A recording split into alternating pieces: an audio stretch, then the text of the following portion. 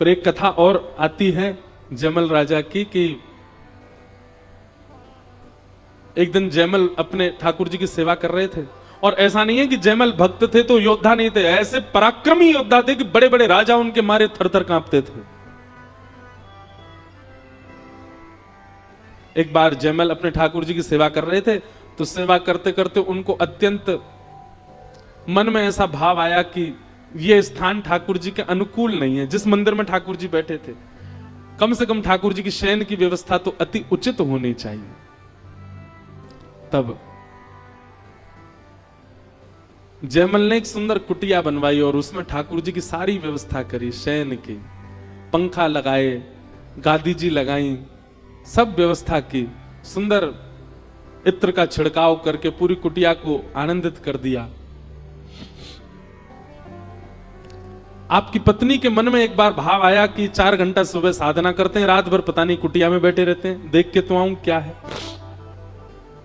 जयमल ठाकुर जी को शयन करा करके अच्छा, जयमल के ठाकुर जी रहते मंदिर में ही थे, कुटिया केवल उसने भाव के लिए बनवाई थी कि ठाकुर जी रात में जब आपको शयन करना हुआ करे तो आप कुटिया में आ जाया करो।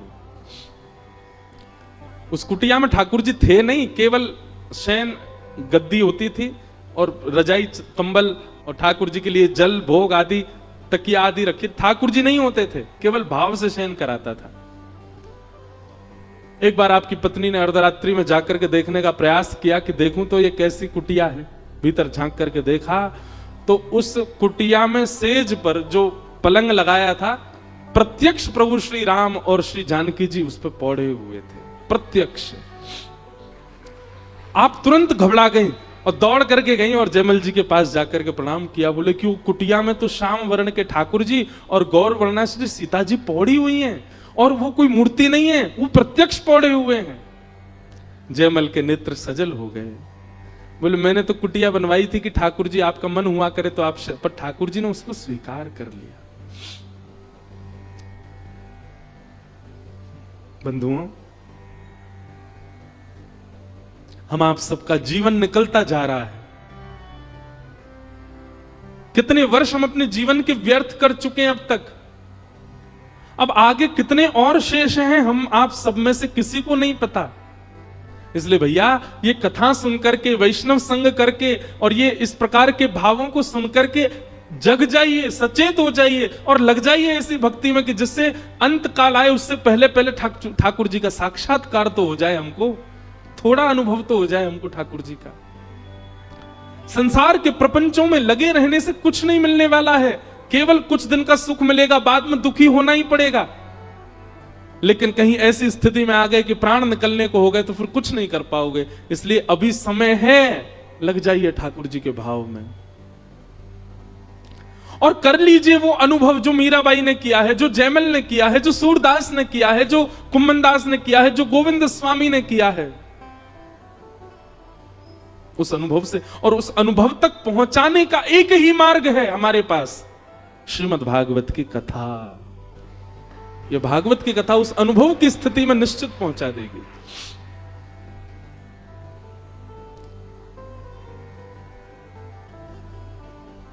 श्रीमद् भागवत के 2 श्लोक में विषय, अधिकारी, संबंध और प्रयोजन 4 बातें बताई।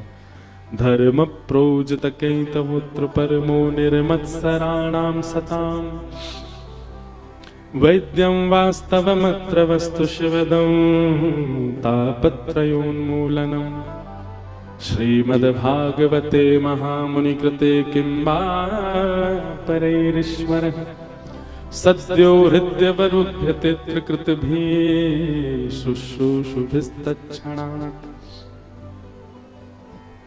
सबसे पहली बात, भागवत का विषय क्या है?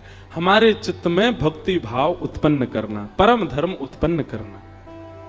श्रीमद् भागवत का अधिकारी कौन है? तो कहते हैं निर्मत्सराणाम सताम, जिसके चित्त में मात्सर्य दोष नहीं। मात्सर्य मतलब ईर्ष्या। ईर्ष्या का भाव यदि आपके अंदर है, एक बात बहुत ध्यान से सुनो सब लोग, इधर देखो।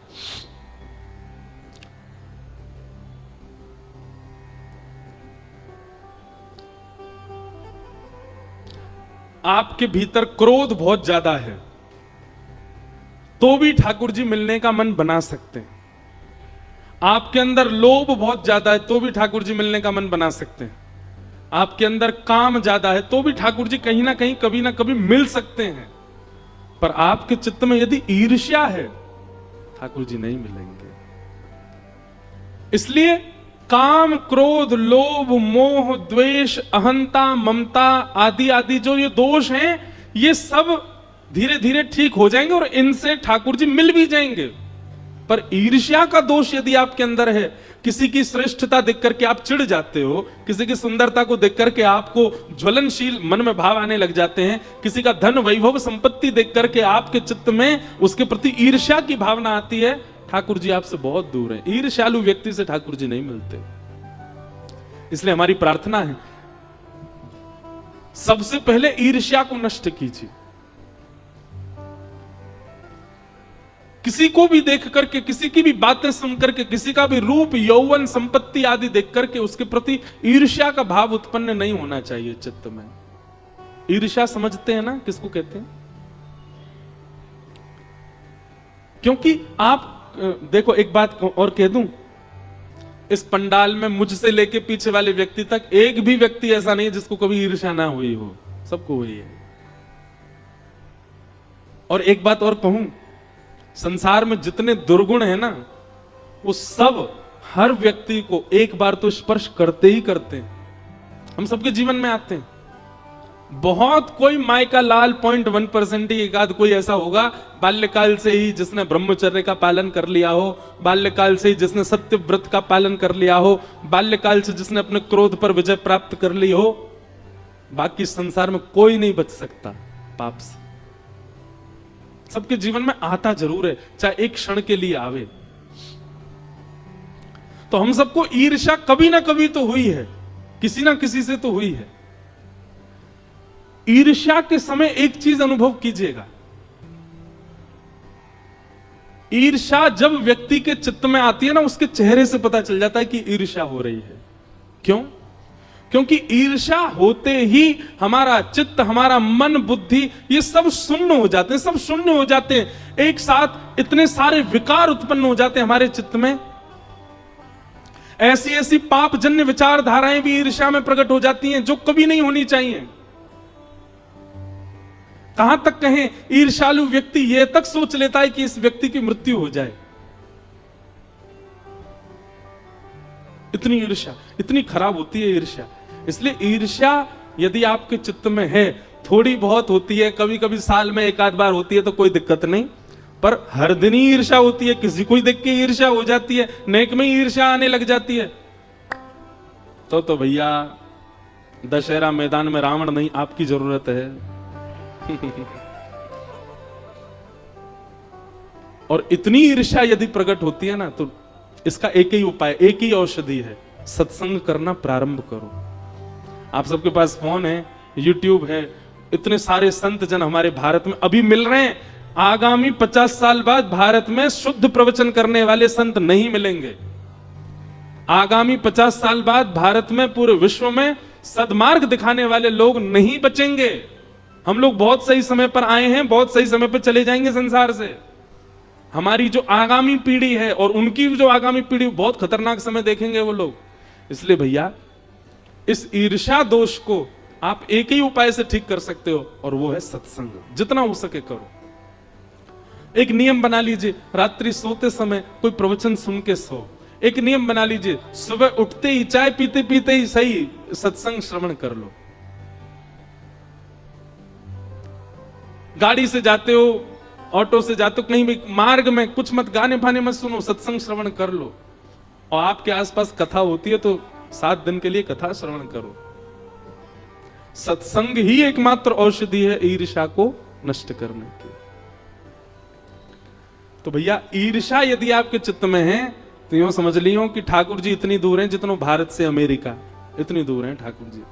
बिना वीजा पहुंच नहीं पाओगे, और वीजा केवल और केवल कथा में ही मिलेगा फिर। इसलिए कथा श्रवण करो। बोलो वृंदावन बिहारी लाल की जय।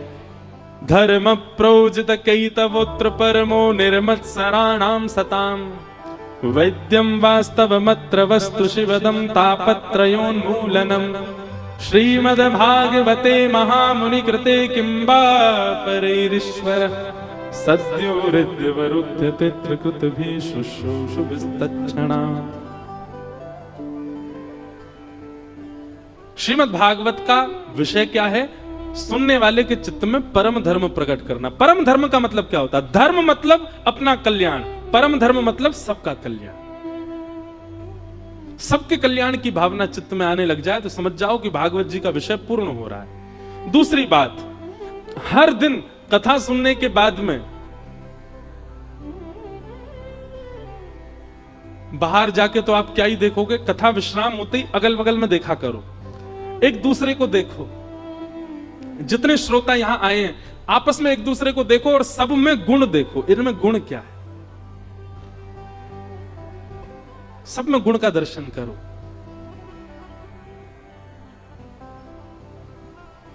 बगल वाला मोटा है, आगे वाला गोरा है, पीछे वाला काला है, ये बोलता बहुत है, खाता बहुत है। ये दुर्गुण देखना बहुत जल्दी सीख जाते हैं हम लोग, गुण देखना नहीं सीख पाते।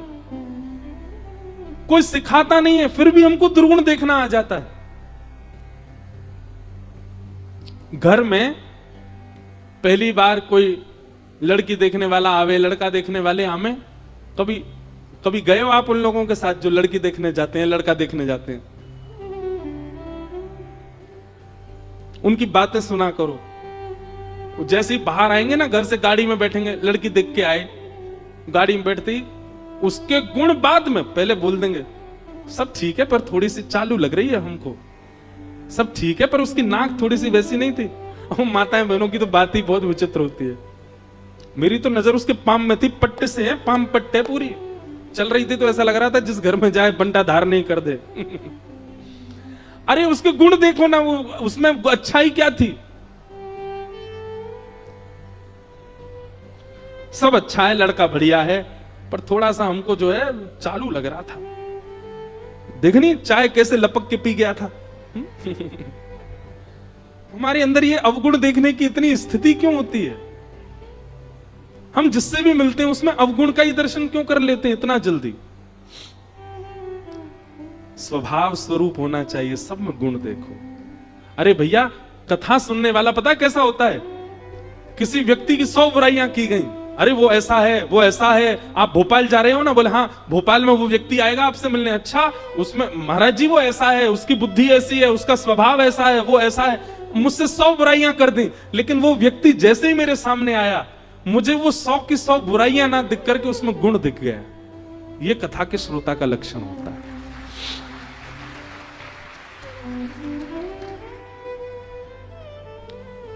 और क्षमा करना, 100 बुराइयां उसने की, 101 भी तुमने देख ली, तो आप कथा के श्रोता नहीं हो।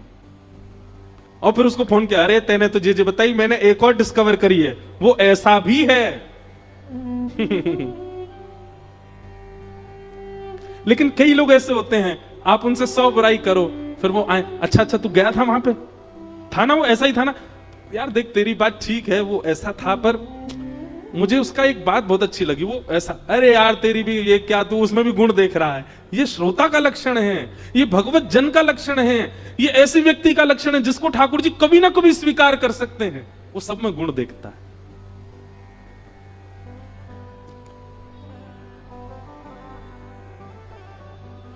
गुण देखो। देखो हमारी स्थिति क्या, हम तो अभी 7 दिन यहां कथा कर रहे हैं, यहां से फिर बेंगलोर चले जाएंगे, फिर वहां से बंबई चले जाएंगे, फिर वहां से कहीं चले जाएंगे। हमको तो हर दिन नई जगह, हर 7 दिन में नई जगह जाना होता है, और हर नए व्यक्ति से मिलना होता है। भोपाल में जैसे लोग मिले, जरूरी नहीं अगली कथा में ऐसे मिले। पहले ऐसा होता था, जब प्रारंभ में कथाएं शुरू की थी तो ऐसा होता था। अब जैसे भोपाल में कथा हुई तो इतना मन लग गया भोपाल में, अब दूसरी जगह कथा करने गए तो वहां के लोगों को कम आंकने लगे, अरे भोपाल वालों ने ज्यादा आनंद कराए थे, ये तो कुछ नहीं, ये तो बेकार है, ये तो ऐसे हैं, ये तो मन में ऐसा भाव आता था। पर एक दिन फिर मन में कथा करते करते ही भाव आया कि हम किसी में दोष क्यों देख रहे हैं? संसार में हर व्यक्ति हर एक से परे है। और फिर एक दिन मन में भाव आया, जितना दोष हम संसार में देखते हैं, इतना दोष यदि ठाकुर जी देखने लग गए होते तो हम तो कभी ठाकुर जी के सामने खड़े ही नहीं हो पाते।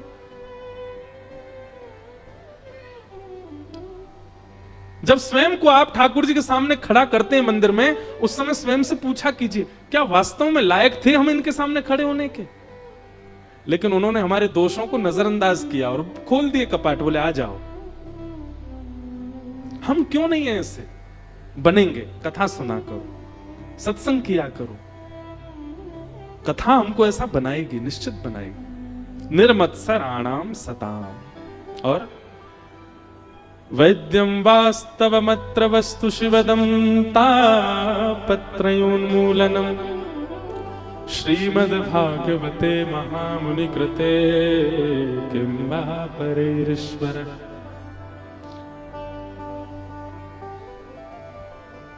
भागवत जी के द्वितीय श्लोक में भागवत कथा सुनने से हरिश्चित्तम समाचरित, ऐसा भाव बताया। तृतीय श्लोक में वक्ता के गुण क्या होने चाहिए, ये सब बताए। तत्पश्चात श्री सूत जी महाराज ने अपने गुरु को वंदन किया और भागवत कथा सुनाना प्रारंभ किया। भगवान के अवतारों का वर्णन करते हुए श्रीमद् भागवत जी की रचना के भाव बताए। भागवत जी की रचना क्यों की गई, बहुत सावधानी से सुनना, बहुत अच्छा प्रसंग है। 18 पुराण लिखे जा चुके थे, 18 उप पुराण लिखे जा चुके थे, 17 महापुराण लिखे जा चुके थे। उसके बाद 18वां महापुराण भागवत लिखने की क्या आवश्यकता थी? तो वर्णन करते हैं कि वेदव्यास जी ने इतने ग्रंथ लिखे, लेकिन उनके मन को शांति नहीं थी, उनके मन को संतोष नहीं था। तब वेदव्यास जी महाराज ने कहा कि मैं ऐसा क्या लिखूं जिससे मेरे मन को संतोष हो। तब नारद जी महाराज ने आकर के वेदव्यास जी को समझाया कि भवतानुदित प्रायम यशो भगवतो मलम ये नैवासो न तुष्येत मन्ये तद्दर्शनम खिलम। बहुत बड़ा सूत्र है, सबके सुनने योग्य। वेदव्यास जी महाराज ने 18 पुराण लिखे, 18 उपपुराण लिखे, 4 वेद लिख दिए, उपनिषद लिख दिए, महाभारत लिख दिए, लेकिन फिर भी उनके मन को शांति नहीं मिली।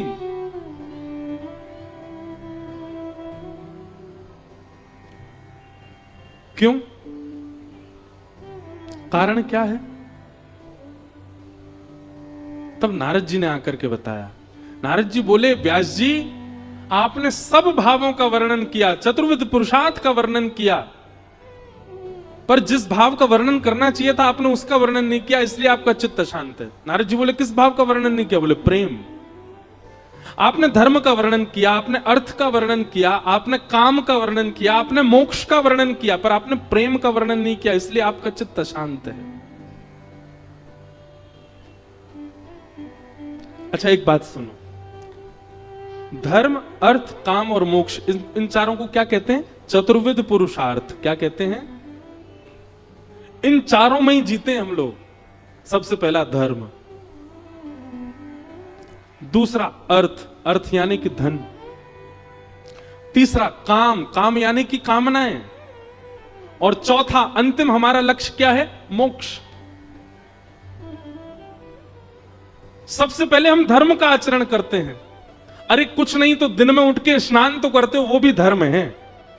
कोई व्यक्ति मंदिर नहीं जाता, तिलक नहीं लगाता, कथा नहीं सुनता, लेकिन सुबह उठ के स्नान तो करता है, वो स्नान करना ही धर्म है। तो धर्म का आचरण हमारा प्रथम लक्ष्य होता है। हम सबका दूसरा लक्ष्य क्या है? अर्थ, कहीं से भी आना चाहिए। और फिर तीसरा हमारा उद्देश्य क्या होता है? अर्थ से कामनाओं की पूर्ति, घर बनाना है, गाड़ी खरीदनी है, ये खरीदना, ये खाना, ये पीना, यहां जाना, यहां पैसे उड़ाने। और हमारा अंतिम लक्ष्य क्या होता है? मोक्ष। इन चारों में ही हमारा पूरा जीवन निकल जाता है। और जो व्यक्ति केवल इन चारों में ही रमा रहता है, उस व्यक्ति को अपने जीवन में कभी संतुष्टि नहीं होती, वो संतोषजन्य नहीं जी पाता। लेकिन यदि व्यक्ति पंचम पुरुषार्थ का आश्रय ले ले तो उसको इन चारों की आवश्यकता नहीं पड़ती। और पंचम पुरुषार्थ का नाम क्या है? प्रेम। प्रेमी व्यक्ति जब हो जाता है तो वो कई बार धर्म का आश्रय नहीं लेता। धर्म के मार्ग को इतना श्रेष्ठ नहीं मानता। प्रेमी व्यक्ति धर्म का पालन कब करता है? करमेती बाई का नाम सुना है? जैसे मीराबाई हुई ऐसी एक करमेती बाई हुई, अपने विवाह वाले दिन ही घर छोड़ के चली गई। और कब गई पता? जब द्वार पर बारात आ गई। तो द्वार पर जब बारात आई तो करमेती बाई ने अपने कमरे की खिड़की में से अपने वर को जब देखा, करमेती बाई को पता था कि जिस खानदान में मेरा ब्याह हो रहा है ये लोग भगवान को मानते नहीं, भगवान को भजते नहीं, पाठ पूजा इनके यहां होती नहीं, माता पिता के प्रेशर में ब्याह कर रही थी। अंत में जब उन्होंने अपने पति को देखा तो पति को देख करके उन्होंने मन में विचार किया कि मैं एक श्री कृष्ण विलग व्यक्ति के साथ जीवन कैसे जीऊंगी? ठाकुर जी को नहीं भजते, मांस भक्षण करने वाले लोग हैं।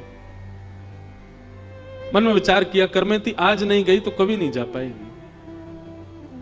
और उसी क्षण करमेती बाई अपने घर छोड़ के वृंदावन भाग गई। उनके पिताजी ने खूब ढूंढा, नहीं मिली। अंत में उनको पता चल गया कि करमेती वृंदावन गई होगी। जब वृंदावन आए तो वृंदावन आकर के ढूंढा तो किसी ने बताया, बोले यमुना किनारे कुटिया में रहती हैं करमेती बाई। जब करमेती बाई के पास गए उनके पिताजी ने जाकर के कहा, बेटी तूने ऐसा क्यों किया? तब वहां एक वाक्य उनके पिताजी ने कहा, तूने हमारी नाक कटवा दी। अरे ब्याह होने से पहले ही कर देती है सब काम। करमेती बाई बोले, ब्याह तो नहीं हुआ था पिताजी, ब्याह हो जाता तो मैं कुछ कर ही नहीं पाती, पर मैं तो उससे पहले ही चली गई। और रही बात आप कहते हैं कि मैंने आपकी नाक कटवा दी। पिताजी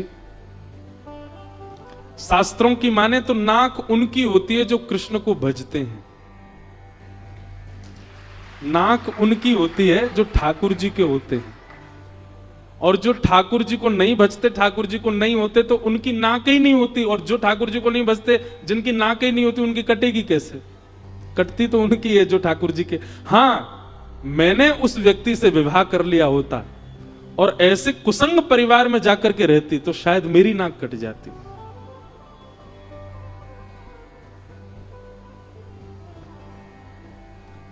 करमेती बाई का अब ये प्रवचन पढ़े लिखों को नहीं समझ आएगा, वो तो इस पर प्रश्न उठा देंगे, अच्छा कैसी बेटी थी, पिता से ऐसे बोल गई। पर करमेती बाई अपने पिता से कहती हैं कि पिताजी मैंने आपके चाहे वर से विवाह नहीं किया, कम से कम घर छोड़ करके व्यसन करने तो नहीं गई थी, घर छोड़ करके मांस भक्षण करने तो नहीं गई, घर छोड़ करके किसी गलत मार्ग पर तो नहीं गई, घर छोड़ करके अपने देह को कहीं गलत मार्ग पर तो नहीं लेकर के गई। आई तो कृष्ण भक्ति में ना, आई तो वृंदावन ही ना। और